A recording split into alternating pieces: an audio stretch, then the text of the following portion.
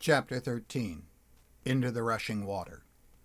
Nate didn't feel the fall from the bridge. It was one continuous plunge through a liquid hurricane.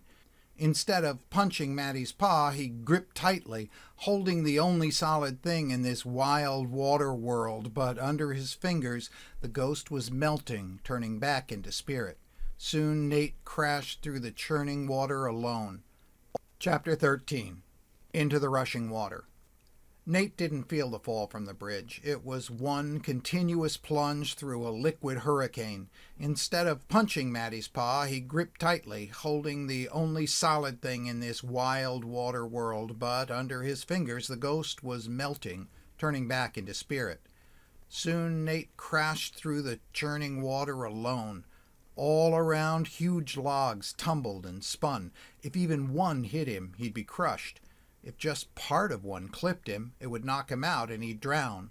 The churning, murky water spun him over and over. He couldn't tell which way was up. Lost in a pounding liquid world, he had no sense of direction, no path for escape. Everything was boiling, violent motion, and his lungs were screaming. If he didn't get air soon, he'd be dead. He thought he could hear a bell ringing somewhere nearby, like a church bell or an old-time school bell, but that was impossible. No sound could get through the roaring, churning flood.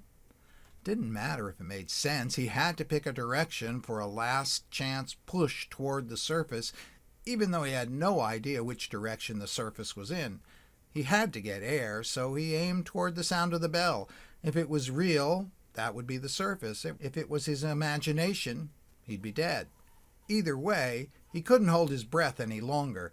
He was going to suck in a huge mouthful of whatever there was. He didn't care if it was water or not. He couldn't help it. He couldn't stop. Suddenly his head broke free of the water. Air! There was air! He gulped a huge lungful, but before he could get in another, the water pulled him back down, tumbling and spinning. Rocks beat against each other in a pounding torrent. Which way was up? Which way was there more air? Maybe he could grab a log and get pulled to the surface if he didn't get crushed. He grabbed madly at passing logs, but they flew by too fast to hold. Fear wrapped around him. His world was rocks, water, dirt, and logs. He needed air, and he needed it now. He had to grab something that wasn't moving. Then maybe he could get to the bank and pull himself up and out of this horror. But how? Huge rocks were lifted and spun in the raging water. Trees flew at him. If he couldn't grab or dodge, they would run him through. Get speared, be crushed, or drown. These were his options. Bad, and worse. Still, he kept hurtling down the wave of water toward the mouth of the brook where it emptied into the river. The brook was small compared to the river. When he got swept out to the river, there was no hope.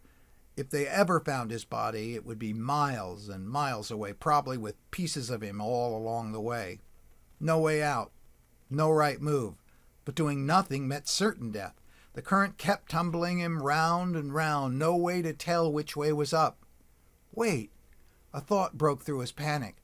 I can feel the current, and the current is going down toward the river. I have to cross the current. Crossing the current will get me to the bank. But the current was so strong and fast. How to force his way against it? The boulders! The boulders at the bottom of the brook. They were pounding, but they were just lifting up and banging back down. They were too heavy to be swept along. Maybe if I sink to the bottom, if I can last, I might be able to pull myself to the bank. He blew out all the air he had left. Last air. Last chance, he thought as he began to sink, dodging a giant log and a piece of someone's fence. But it was working. He was sinking through the current, still moving down the torrent, but not as quickly. Suddenly, a boulder loomed out of the muddy water. He grabbed at it with all his strength. He got it! He pulled himself across the rock, then reached out to another boulder. Maybe, just maybe, he lost his grip and went tumbling downstream again, but quickly slammed into a mass of logs. He was able to hold on to them and pull himself closer and closer to the bank. They were rolling, but he held on tight. His head flashed out of the water as a log rolled, and again he gasped for air. An instant later, the log plunged back into the flood, and a powerful surge of water ripped him away from the logs, down toward the end of the brook. He was getting closer to the bank, but the battle was taking its toll on his body. He hardly had any strength left, and he needed air. He needed to rest. He needed something to grab a hold of. This was all too much. He wasn't going to make it. He couldn't do this. He was running out of air and out of strength. He was going to die in a flood, just like Maddie. Well, not exactly like Maddie, he realized. His mom would come looking for him. Even if he was swept away, she'd put up a stone and he would be allowed into the cemetery. Not like Maddie. He felt a wave of sadness for his new friend. He had never realized how alone she really was. The only one who knew her from when she was alive was her pa, and he was the cause of her troubles. Nate realized that he had failed her, failed his only real friend. There was no way he was going to find her body now. Even if somehow he lived, the flood must have washed her bones away forever or covered them with so much dirt and rock that no one would ever know where they lay. Any will to live left him then. He was so tired of the fight, the fear, the pounding water. Might as well breathe in a lungful of water. He was going to do it soon enough anyway. Just breathe it in and let everything go away. No more pain or worry or loneliness or anger or... "Nate, you dumb boy, stop your sniveling. Reach out, chucklehead. Reach out your hand." "What?" he tried to say, but his mouth filled with water and he started to cough. "Now, Nate, reach out your hand. You only got one shot. Do it or else. Now! Right now!" Nate knew better than to cross her. Without thinking, he reached out toward her voice. Something hard. He felt something hard, like a branch or pipe. Whatever it was, he grabbed tight and pulled. I hope it doesn't pull out, he thought. The thing stayed firmly braced, and he kept pulling. His face broke through the surface of the water. Air! Wonderful, lovely air! Gasping, he tried to shake the water out of his eyes. He was almost next to the bank. The bank was too steep for him to climb, and he felt his remaining strength drain away, but he wedged himself behind the branch. With any luck, nothing would hit him, and as long as he didn't let go, he wouldn't slip away. He was safe. Wrapping his arms around a rock that held the branch in place, so exhausted he could hardly breathe, he let the darkness rise up, and he fell asleep. "Here! Over here!" Nate heard a shout from above him. He squinted up toward the voice. The rain had stopped and the day was bright. On the bank stood a fireman in a yellow slicker who shouted down at him, "Kid, can you hear me? Are you okay?" The water was still high, but it dropped a bit. It wasn't tearing at him anymore. Nate called back weakly, "Yeah, but I can't get up the bank. It's too steep." "Just hold on, kid," the man called out to someone out of sight. "Hurry up with that rope. It's a kid. He's alive." Nate heard the engine of a large truck and other people shouting. In a little time, another person came up to the bank and tossed a rope down.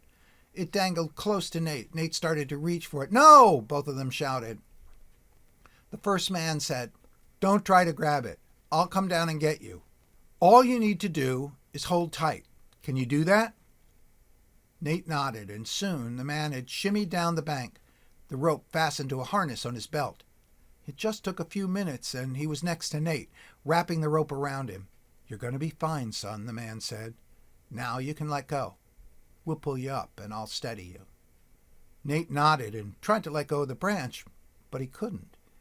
His hands and arms were frozen, wrapped around it. He was nearly crying. He was so tired and frustrated. I can't," he said. The man spoke calmly. "It's okay, son.